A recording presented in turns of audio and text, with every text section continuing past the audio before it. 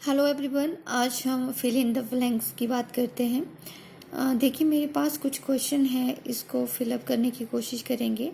First question है, measures of central tendency are called average of. इसमें कहा है कि जो सेंट्रल टेंडेंसी की मेजरमेंट है एवरेज की, उसको क्या कहते हैं, फर्स्ट ऑर्डर या थर्ड ऑर्डर। तो ये आपका फर्स्ट ऑर्डर है। ओके, नेक्स्ट वन है, which one is not a mathematical average. इनमें से कौन मैथमेटिकल एवरेज नहीं है?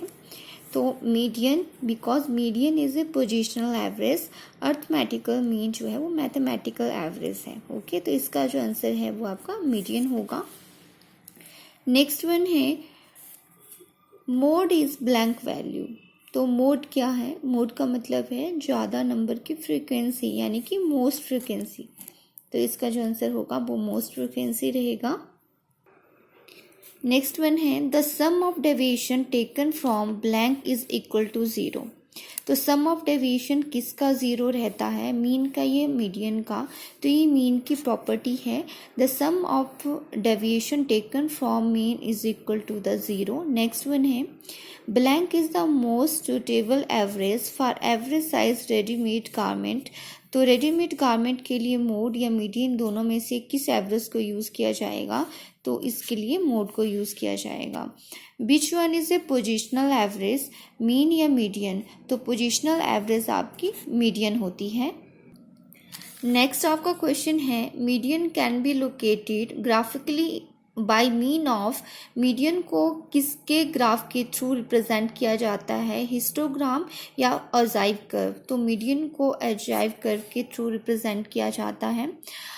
ऐसी कौन सी एवरेज है जो एक्सट्रीम वैल्यू से ज़्यादा इफेक्ट होती है, मीडियन या मीन? तो मीन एवरेज जो है वो आपके एक्सट्रीम वैल्यू से ज़्यादा इफेक्ट होती है। नेक्स्ट आपका क्वेश्चन है, the relationship between the geometric mean, harmonic mean and जो अर्थमेटिकल मीन के बीच क्या रहता है? तो हमने अभी पीछे जो वीडियो है उसमें पढ़ा था कि जो आपका जियोमेट्रिक मीन है वो कैसे कैलकुलेट होता है। सो इसमें जो आपका आंसर रहेगा वो G square equal to arithmetical mean multiply the harmonic mean. या आप कैलकुलेट कर सकते हैं अंडर रूट के हिसाब से। ठीक है, अगर माना मैंने जियोमेट्रिक मीन कैलकुलेट करना है तो अंडर रूट होगा arithmetical mean multiply the harmonic mean. Next one है, for symmetrical distribution mean median mode are equal. क्योंकि जो सिमेट्रिकल डिस्ट्रीब्यूशन होता है, इक्वल डिस्ट्रीब्यूशन है। सिमेट्रिकल का मतलब है यहाँ पे मीन, मीडियन एंड मोड तीनों ही बराबर होते हैं। ओके, इसमें पोर्शन पे तो मेरे से कर्व थोड़ा ढंग का नहीं बन रहा है, तो यहाँ पे जो है वो आपका सिमेट्रिकल होता है। The middle value of a order series is called. Middle value आप मीडियन में कैलकुलेट करते हैं। Histogram use to find the graphically. Histogram किसके लिए यूज़ किया जाता है? सो मोड को ग्राफ में यूज़ करने के लिए हिस्टोग्राम का यूज़ किया जाता है।